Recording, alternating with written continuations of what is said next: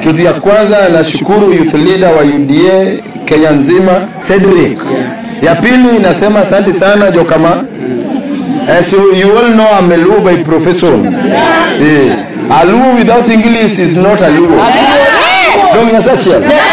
Thank you. Kitu ya kwanza nashukuru President William Ruto kwa kumtuma kijana yake kwa ground. Hii ndio masikio ya rais, tena hii ndio macho ya rais kwa ground. Ya pili, watu wetu wa Nyanza mara mingi tumekuwa nje ya serikali sana.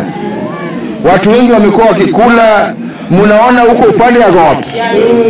Wanakula na sisi wanatupatia yenye imebaki. To support president, amalize tamu yake, amalize agenda zake, na hii kitu ni tamu, tutakula mpaka hata sisi tukue na madengenene. Don't grow up. Development. Kwa sasa broad base nyale kwa soko nyale. Broad base jibu yangu ni kwamba kila mtoto, kila mtu ako na opinion. Iko na kila mtu kule tu mahali anaona ni mzuri. Mbinguni kuna njia mbili. Njia moja ni nono ya Rema League. Njia nyingine ni nyotala modero. Are you getting me right?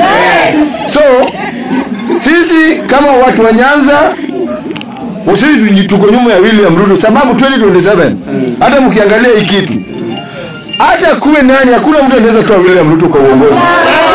Kwa mfano tuseme wacha tunipiga siasa. Gachagua asikane na Kalonzo, asikane na Matiang'i, asikane na ule mkola alipelekwa Tanzania juzi. Ataweza? Ruto alipata hiyo kitu kama alikuwa nje ya serikali.